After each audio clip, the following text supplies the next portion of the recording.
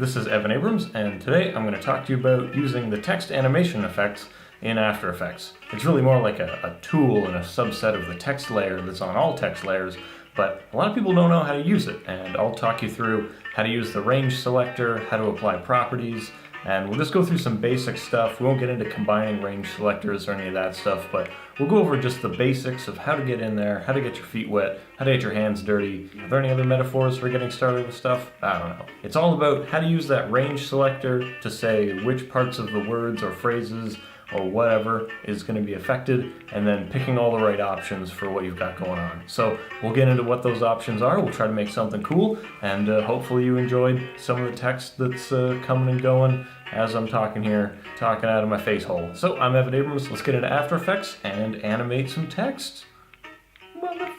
So we're here in After Effects, and the first thing we're going to do is we're going to make a new composition. So I'm just going to right click in the project window and go New Composition. You can call it whatever, you can have whatever settings you want. It's not really important. Here down in the timeline, we're going to go New Text because we're interested in working with text. And then we're just going to type in whatever we would like. So some text to animate on, and we'll do that. So we're just going to be concerned with animating on text. Now if you want to change the way your text looks, you're going to need to use the character and paragraph windows. If you don't have those up, go Window and then pick them out of here. There's paragraph and there's character. So I have mine just over here. For now, we're just going to leave those alone, and just going to scale this up. When we want to use the text animator, we just twirl down using this arrow over here, and then you can see text, and along we have animate right here. So click on this little arrow. It'll bring up a bunch of properties for you to animate. So we've got, you know, change the anchor point, change position, scale, skew, rotation, opacity, all of the above. You can change the fill color, stroke width, blah, blah, blah. We're going to use scale just as an example because I find visually it looks fine. So that creates an animator, a range selector, and whatever property you put in. And basically what you're saying is for this animator, within this range, do this thing. So we can see these little icons here. We've got the arrow and the line, so that's start and end of the range. So the start is at 0%, the end is at 100%, so this is 100% after the end. And during that range, I want you to put the scale to 100. So what we're going to do, because we're having things animate on, is we'll set this down to 0. So for this entire range, make the scale 0. And then we're going to animate the start point from 0, so right now it's encompassing from 0 to 100, and then it'll move all the way down to encompass nothing, because it's 100 out of 100. So then we have text animating on, which is great, and I'm sure this looks wonderful, and if this is where you want to stop and get off the bus, that's great, because you've just figured out how to use the text animator to do the simplest thing. But what we want to do is get here into the advanced and really use these settings to help us out to make things like lyric videos or motion typography and that kind of thing. In those instances, usually you don't want to animate by character, you know, the SOME space. You want to use per word. So change based on to be based on not characters excluding spaces, not lines, but words.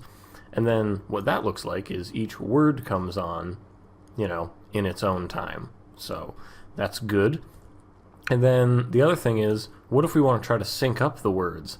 Well, it can be difficult when you're trying to go based on this percentage, because I don't know how much percent of this sentence, well, it's not really a sentence because it doesn't have predicates and whatever. But anyway, I don't know how much of this phrase the word some is as a percent, but it's got you covered by changing the units from percentage to index. So it'll tell you, you know, this is number 1, 2, 3, and so on. Right now, we're based on words. It knows there's 5 words, and, you know, it'll animate on 1, 2, 3, 4 of them, you know, one at a time. I'm just going to zoom in here on these, and if you're going to sync up the words to things, you're going to want to set a keyframe for every word.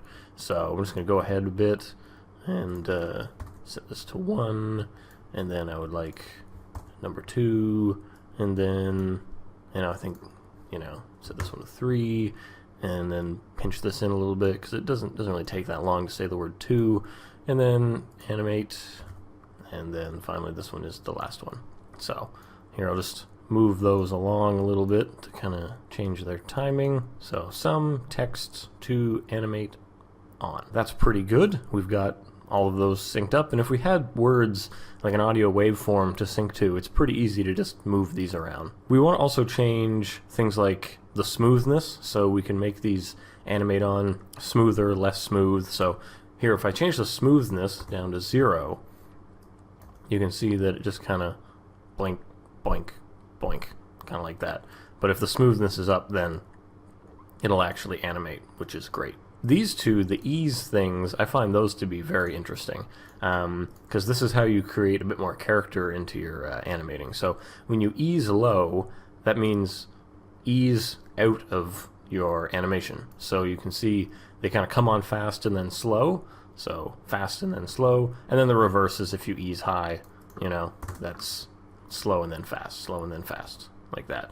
Now you can set these down to like minus 100 as well, so if you want to change that, it kind of accomplishes the same thing. So like minus 100 on ease high is similar to plus 100 on ease low. So I'm just going to set this to 0, put this to positive 100, because I find that is nice. And then you can also like randomize the order if you want. Animate on text to some, but for this purposes, I won't. That also gives you the random seed there, so that's a thing. What other options are in here that you might be interested in? The mode is saying add, subtract, intersect. This is whether the range selector is adding to the things that are going to be having the scale applied to it, or it's going to take them away. So if we go subtract, you can see that the reverse of what we did happens. So as the range selector shrinks, then it goes to 0. But anyway, that's neither here nor there. We're animating things on, so we want the mode to be add. So that was good. That's all the advanced things there. And now that we have everything timed up the way we want, we might decide that